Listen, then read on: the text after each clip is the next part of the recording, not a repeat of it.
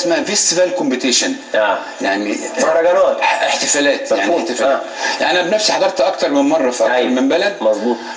مثلا 12 محافظه جايبين كل فرقهم بيلعبوا من الصبح بالليل منافسات، وبعدين مدربين كبار جدا بتيجي تتابع عشان خريطه كره القدم في افريقيا عندهم، خريطه كره القدم في اسيا عندهم، خريطه كره في امريكا الجنوبيه واللاتينيه عندهم، بحيث يبقى في مارك كده على اللعيبه المميزه ان هي تتاخد وتروح تحترف في البلاد دي، ويبقى زي ما يكون دخل قومي او طيب يعني البعض شاف انه تصريحات وليد الركراكي المدير الفني لمنتخب المغرب بتاعت انه احنا محتاجين نغير العقليه، محتاجين نقول ليه ما نكسبش كاس عالم، كان بيقولها بعد كل مباراه في قبل كل مؤتمر صحفي لكل مباراه، وفعلا بنشوف المنتخب بيثق في نفسه تدريجيا. هل احنا كمنتخب مصر في 2018 باعتبارها اقرب مشاركه لينا كنا مفتقدين للعقليه بتاعت ليه ما نكسبش اوروجواي وروسيا والسعوديه؟ احنا لعبنا مباراتين كويسين جدا، هي المباراه الثالثه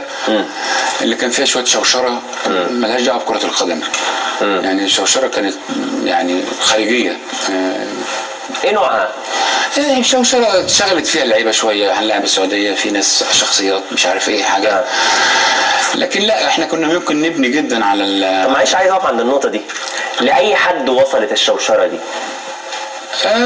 لحد ان بعض اللاعبين فقد تركيزه، يعني ما بقاش مركز في بلس انه اللعيب عندنا لما يعرف ان المدرب هيمشي ففي ناس بتفقد احترامها للمدرب.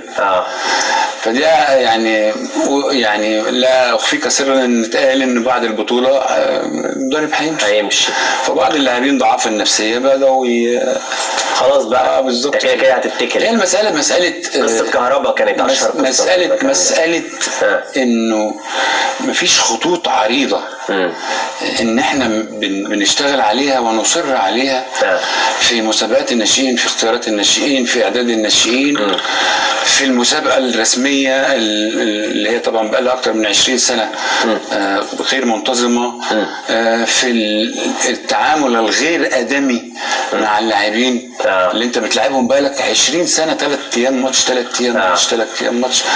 فانت دلوقتي حتى لما تيجي تعمل سكواد للفريق القوي فبتبص على 10 12 محترف في الاول عشان هم دول اللي بيلعبوا ماشيين بسيستم. بالظبط. واذا كان ده خارج عن ارادتنا في بعض الاوقات، لكن مش خارج عن ارادتنا في اوقات تانية.